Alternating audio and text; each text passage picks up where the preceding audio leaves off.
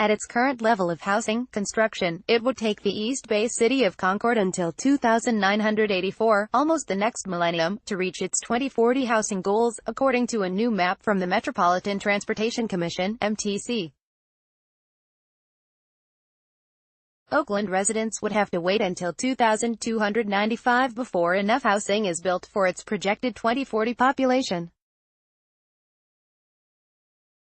San Jose and San Francisco residents have it better off. Residents' grandchildren would see an adequate supply of housing for its 2040 population in 2066 and 2063, respectively. The map, released last month, highlights the continued challenges of building housing in the Bay Area. Comparing Department of Finance housing production data from January 2010 to December 2017 with the state-mandated housing goals outlined in MTC's Plan Bay Area 2040 forecast, it shows the year in which each city or town would meet its housing goal for 2040 if it continues at the current pace of construction. It's a sobering reminder of how far we have to go to get the Bay Area's red-hot economy and its anemic residential sector into better balance. Steve Heminger, the MTC's executive director, said in a report to the commission. Perhaps not surprisingly for most Bay Area residents, the majority of cities, and all Bay Area counties, are lagging behind their 2040 housing goals while at the same time continuing to add jobs. That imbalance between the number of jobs and the housing that's available does two things, said Matt Regan, the senior vice president of public policy for the Bay Area Council, force working and middle-income people to move further away in search of affordable housing and make commutes a lot longer and highways more congested.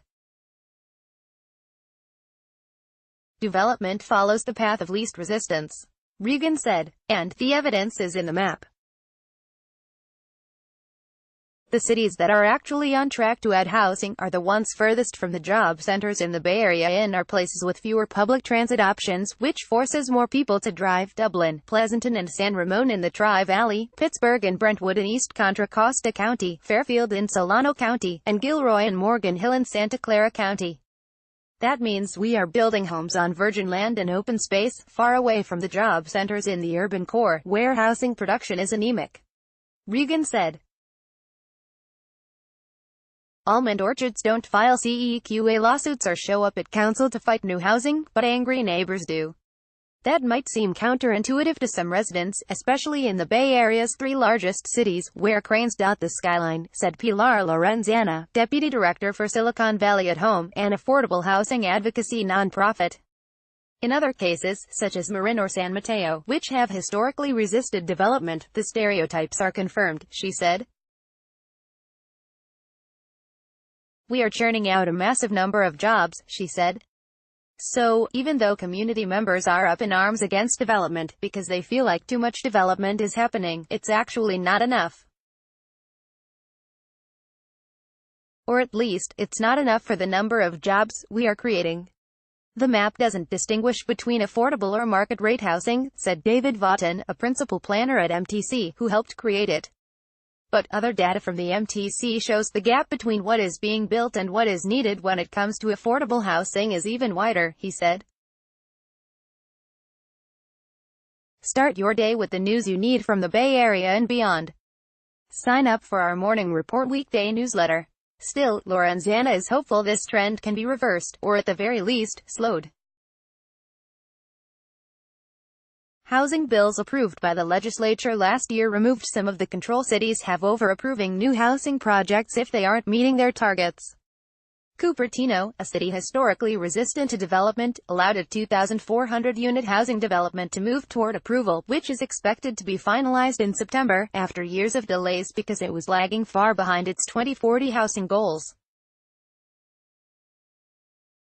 We have more tools now to hold cities accountable and more tools to make housing production happen in a much quicker time frame, she said. And, Vaughton said, there has been an acceleration of growth in recent years, even if the pace of housing construction was particularly sluggish following the Great Recession. The MTC, which primarily focuses on transportation planning, is paying close attention to housing data because it has such a big impact on traffic congestion, he said. It's a primary driver of all our transportation problems, he said. Plan Bay Area is a roadmap to long-range planning in the Bay Area. It sets goals for reducing greenhouse gas emissions, providing adequate housing, preserving open space, and improving health, along with creating a plan for needed transportation infrastructure to accommodate projected population growth.